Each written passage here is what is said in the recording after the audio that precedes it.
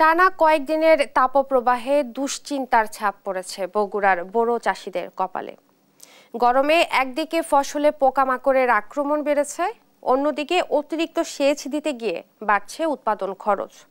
রমজানে ঘন ঘন লোডশেডিং থাকলেও চাষিরা এখন চান নিরবিচ্ছিন্ন বিদ্যুৎ। তবে কৃষি বিভাগ বলছে যে দাবদাহ থাকলেও বোরো উৎপাদন লক্ষ্যমাত্রা ব্যাহত হবে না। বগুড়া থেকে সহকর্মী সঞ্জু রায়ের প্রতিবেদন। বগুড়ায় গেল কয়েকদিন ধরে চলা তীব্র গরমের নেতিবাচক প্রভাব পড়তে শুরু করেছে কৃষিতে। বোরো ধানের এই ভরা মৌসুমে ফসলের ক্ষতি ও উৎপাদন খরচ বাড়ায় দুশ্চিন্তায় দিন কাটাতে হচ্ছে চাষিদের।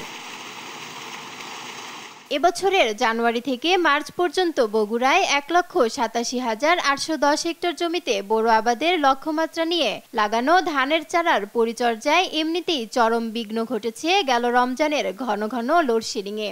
এখন তীব্র গরমে বাড়ছে পোকার আক্রমণ, আর জমি ঠান্ডা রাখতে দিতে হচ্ছে বাড়তি সেচ, যাতে বাড়ছে কৃষকের বিঘা প্রতি উৎপাদন খরচ।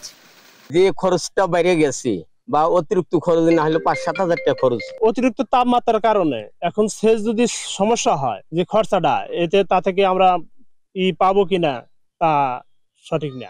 ঋণ দেনাকে সঙ্গী করে এই দরিদ্র কৃষকদের নেই উচ্চবিলাসী কোনো চাওয়া। নিজেদের জমিগুলোতে চাহিদা মতো সেচের জন্য চান শুধু নিরবিচ্ছিন্ন বিদ্যুৎ। মাঝে মাঝে কারেন্ট থাকে না, এই কারণে যে জমি দেওয়া হয় সে যে পরবর্তী অন্য জমিনে জাতি এটা আবার শুকিয়ে যায়। কারেন্ট না পাওয়ার কারণে আমাদের জমির অত্যন্ত ক্ষতি, জমির ধানের শীষ ছোট ছোট হয়ে যাচ্ছে।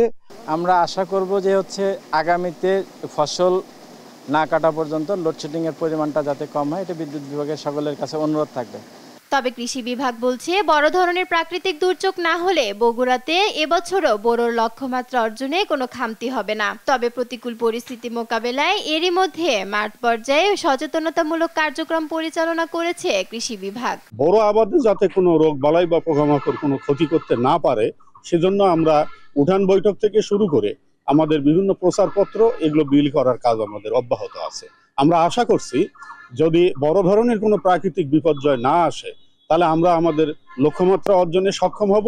এদিকে ইতিমধ্যেই রোববার খাদ্য পরিকল্পনা ও পরিধারণ কমিটির সভায় এবছর প্রতি কেজি বোরো ধানের সংগ্রহ মূল্য নির্ধারণ করা হয়েছে ৩২ টাকা, যা গত বছর থেকে বেড়েছে ২ টাকা। সিদ্ধ চাল ১ টাকা বাড়িয়ে ৪৫ টাকা ও আতপ চাল সংগ্রহ মূল্য ধরা হয়েছে ৪৪ টাকা।